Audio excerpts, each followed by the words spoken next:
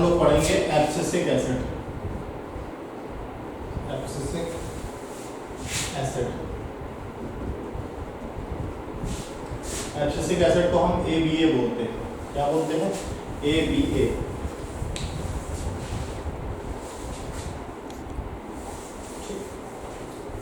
तो मिड 1960 की बात है। अगर इसकी हिस्ट्री के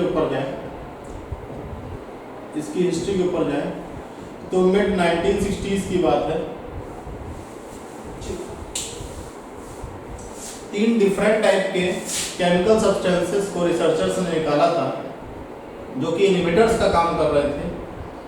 नेम ऑफ इनहिबिटर्स का काम कर रहे थे और इनके अलग अलग रिसर्चर थे, इनके सोर्स थे।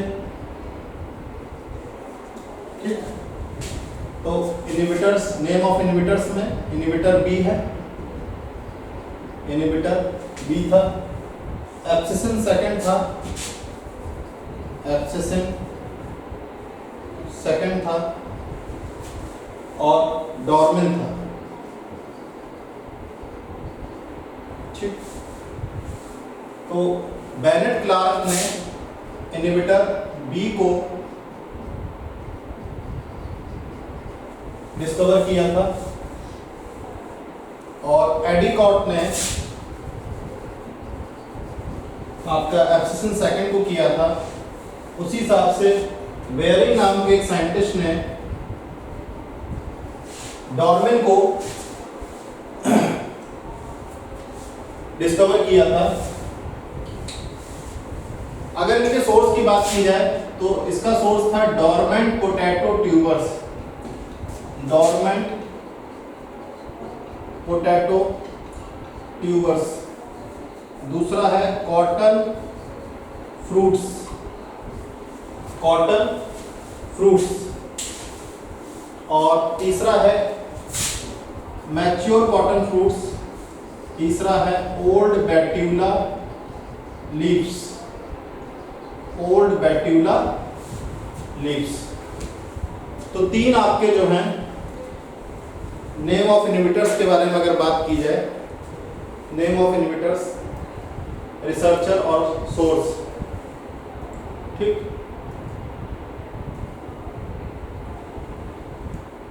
इनहिबिटर बी बेनेट क्लार्क ने किया था, डॉर्मेंट पोटैटो ट्यूबर्स जिसका सोर्स था एब्सिसिन सेकंड। एडिकोट ने किया था मैच्योर कॉटन फ्रूट्स। डॉर्मेन नाम के इनहिबिटर को वेरी ने किया था जो कि ओल्ड बैट्यूला लीव्स थी। ठीक, तो इन तीनों के डिस्कवरी से ये पता चला कि ये तीनों आपके बाद में लेटर केमिकली प्रूव हुए एब्सिसिक एसिड के रूप में, chemically proved as a abscisic acid. Abscisic acid के रूप में ये तीनों आपके प्रूव हुए। ठीक, अब बात ये आती है कि एब्सिसिक एसिड का प्रीकर्सर कौन था? प्रीकर्सर ऑफ एब्सिसिक एसिड, जैसे सब जगह हम लोगों ने प्रीकर्सर पढ़ा है, तो एब्सिसिक एसिड का प्रीकर्सर था आपका कैरोटीनॉइड। कैरोटीनॉइड जो था वो आपका एब्सिसिक एसिड का प्रीकर्सर था। ठीक, वाइलोजेंदिन, वाइलोजेंदिन कैरोटीनॉइड, वाइलोजेंदिन। तो कैरोटीनॉइड का हम ऑक्सीडेशन करेंगे, कैरोटीनॉइड का हम ऑक्सीडेशन करेंगे तो ये बन जाएगा आपका ABA, एब्सिसिक एसिड। ठीक, तो इसको नोट डाउन कर लीजिए। इसके बाद हम लोग पढ़ेंगे इसके फिजियोलॉजिकल इफेक्ट्स और application.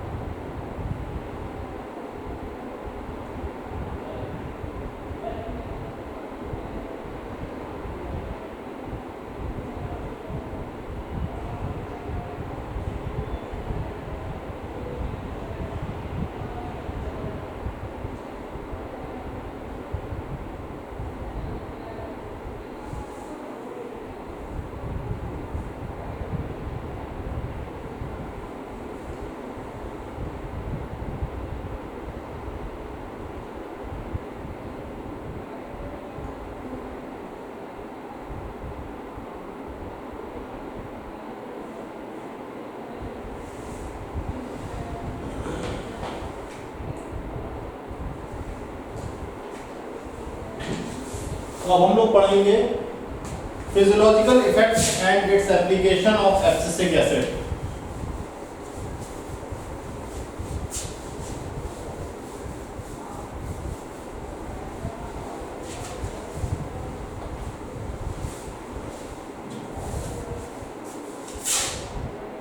Physiological effects and its applications।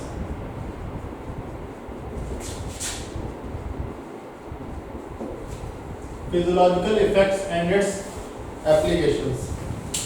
ठीक, तो फर्स्ट है आपका कि ABA जो है आपका वो प्लांट ग्रोथ इनहिबिटर की तरीके काम करता है, act as plant growth inhibitor. ठीक, प्लांट ग्रोथ इनहिबिटर के तरीके काम करता है, यानी प्लांट मेटाबॉलिज्म का ये इनहिबिटर है, inhibitor of plant metabolism. Plant metabolism का ये आपका इनहिबिटर है। ठीक, दूसरी बात, ABA आपका सीड जर्मिनेशन को भी रोकता है। ABA inhibits seed germination, seed germination की भी रोकथाम करता है, सीड को जर्मिनेट होने से रोकता है। स्टोमेटा को क्लोज करने में ABA का बहुत बड़ा योगदान है। ABA stimulates the closing of stomata, closing of stomata, stomata को क्लोज करने में बहुत बड़ा योगदान है। और ये काफी स्ट्रेसेस को भी टॉलरेट करता है, tolerate the all kinds of stresses, सभी प्रकार के स्ट्रेसेस को ये टॉलरेट करता है।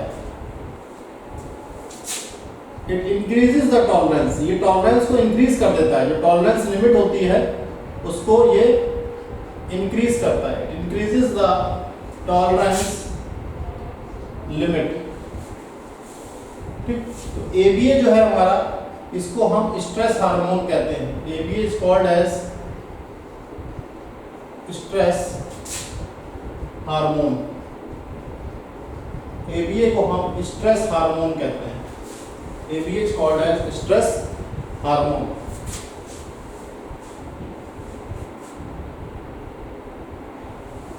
तो मोस्ट ऑफ द कंडीशंस में अगर हम देखें, in the most of the conditions, in the most of the conditions ABA is antagonistic to, ABA is antagonistic to gibberellic acid. ABA जो है आपका गिब्रेलिक एसिड के प्रति एंटागोनिस्टिक है।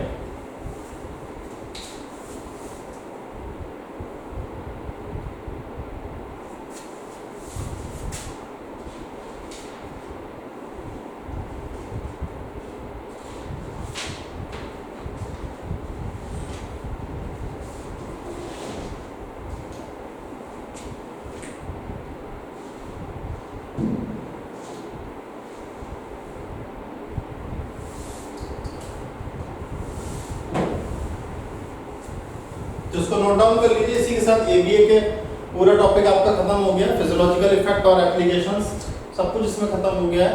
अब इसके जस्ट बाद हम लोग शुरू करने वाले हैं फोटो पीरियोडिज्म, तो please note down.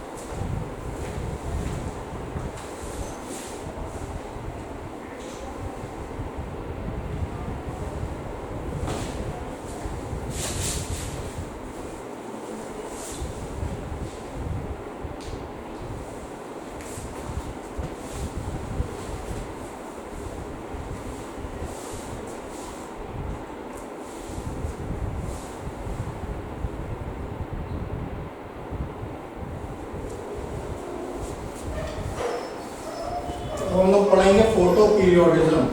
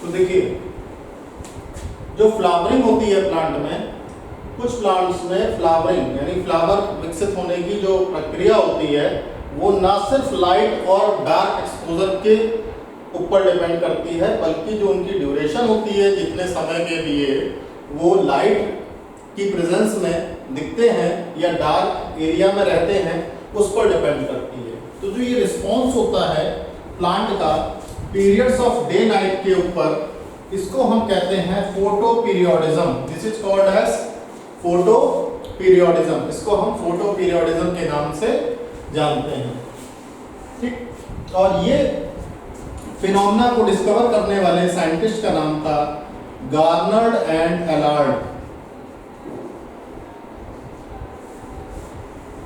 Garnered and एलार्ड।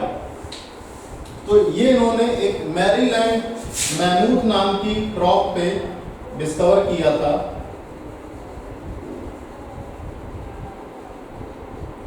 जो कि एक म्यूटेंट वैरायटी है टोबैको की। म्यूटेंट वैरायटी ऑफ टोबैको, जो कि एक म्यूटेंट वैरायटी है टोबैको की, उस पे इन्होंने डिस्कवर किया था। होता क्या है कि एक प्रोटीनेशियस पिगमेंट होता है, एक प्रोटीनेशियस पिगमेंट होता है, उस पिगमेंट का नाम है phytochrome. This is called as phytochrome.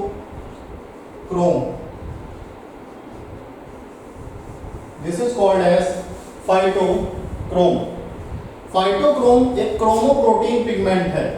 अगर हम इसकी बात करें तो दिस इज क्रोमोप्रोटीन पिगमेंट, और ये क्रोमोप्रोटीन पिगमेंट आपका सेल मेम्ब्रेन पे लोकेटेड होता है, लोकेटेड ऑन सेल मेम्ब्रेन। ये आपका सेल मेम्ब्रेन पर लोकेटेड होता है, ठीक।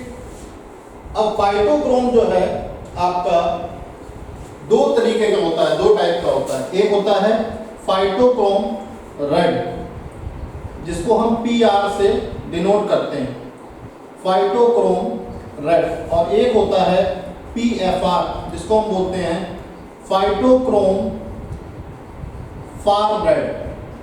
This is called as phytochrome far red. ठीक, तो जो भी हमारी रेंज होती है वो पी आर से पी एफ आर के बीच में लाई करती है।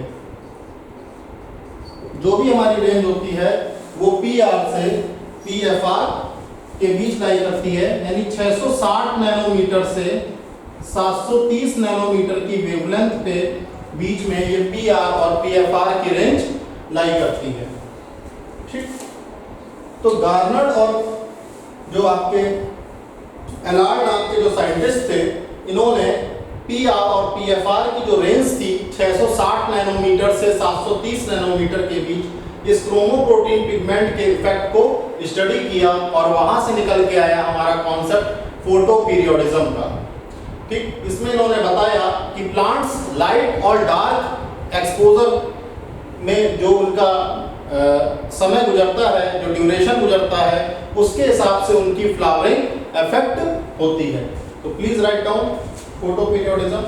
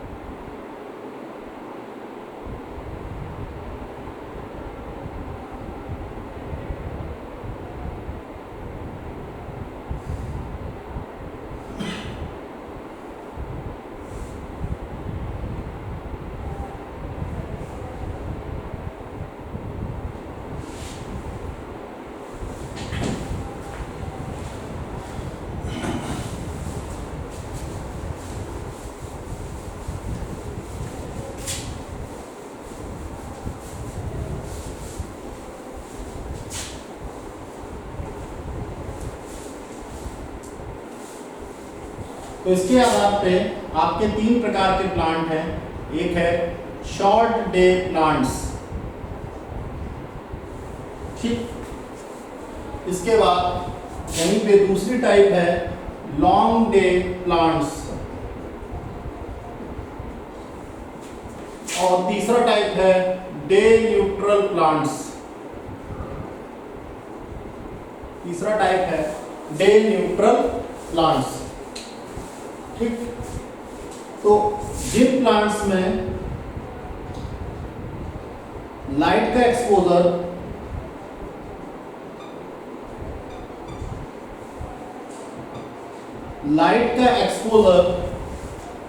क्रिटिकल ड्यूरेशन से कम चाहिए होता है, for less than critical duration, critical duration से कम चाहिए होता है, उसको हम लोग कहते हैं short day plant, short day plants कहते हैं, एसडीपी, ठीक। इसके एग्जांपल्स हैं tobacco, soybean, dahlia, sugar cane, rice etcetera. तो यहां पे जो फाइटोक्रोम आपका पाया जाता है, उस फाइटोक्रोम को हम कहते हैं पीआर। तो यहां पे रेड लाइट जो है वो आपकी फ्लावरिंग को रोकने का काम करती है। Red light inhibits flowering, red light जो है वो फ्लावरिंग को रोकने का काम करती है। और जो फार रेड लाइट है, फार रेड लाइट जो है वो फ्लावरिंग को प्रमोट करती है, प्रमोट्स फ्लावरिंग।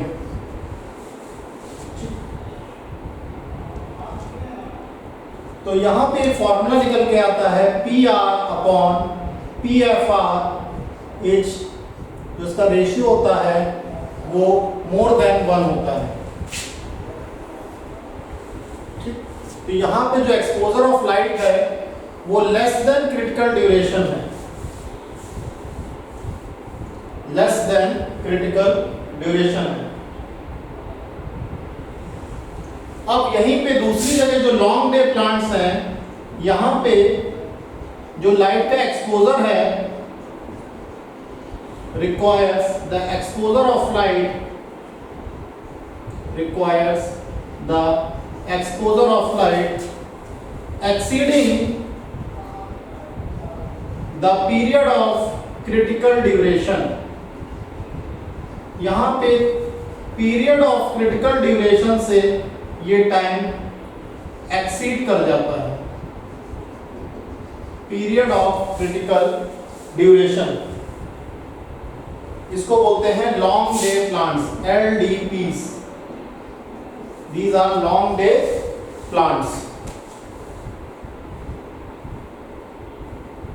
यहां पे उल्टा होता है, यहां फार रेड लाइट जो है वो फ्लावरिंग को इनहिबिट करती है, far red light inhibits flowering,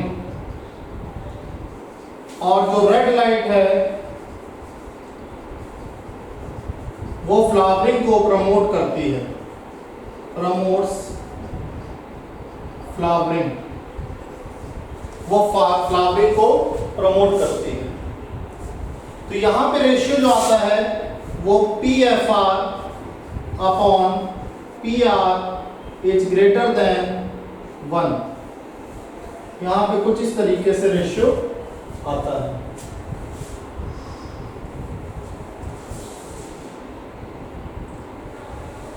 तो इसके एग्जांपल हैं आपके sugar beet, spinach, sugar beet, spinach, radish, larkspur, barley, wheat. तो ये सब क्रॉप्स आपकी लॉन्ग डे प्लांट्स में आती हैं। इसके बाद तीसरा जो टाइप आता है इसको हम बोलते हैं डे न्यूट्रल प्लांट्स। सबसे पहले इसके एग्जांपल देख लेते हैं। तो एग्जांपल में आ जाता है आपका मेज, कॉटन, ककम्बर, टोमेटो और सनफ्लावर, ये सभी आपके डे न्यूट्रल प्लांट्स में आ जाते हैं। तो जहां पे कोई भी फार रेड और रेड लाइट का इफेक्ट नहीं दिखता है, no effect on plants of duration of exposure of light, duration of exposure of light is termed as day neutral plants। इनको हम day neutral plants कहते हैं। इनको हम day neutral plants कहते हैं। तो यहां पे कोई भी कोरिलेशन नहीं दिखेगा, there is no correlation, there is no correlation between exposure of light and induction of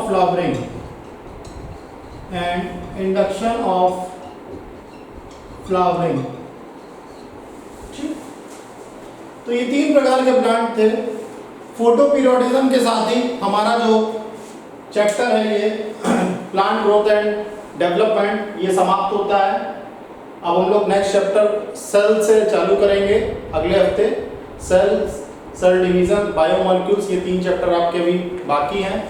ये मैंने आपको इसलिए पढ़ा दिया था, थोड़ा सा इंटरेस्टिंग चैप्टर है, शॉर्ट चैप्टर है और इसमें बहुत ज़्यादा कॉम्प्लिकेटेडनेस नहीं है। तो सेल, बायोमॉलिक्यूल, सेल डिवीजन करेंगे, उसके बाद हम लोग बाकी फोटोसिंथेसिस, रेस्पिरेशन पे आएंगे और फिर ह्यूमन फिजियोलॉजी की तरफ बढ़ेंगे। तो इसको नोट डाउन कर लीजिए। Thank you class.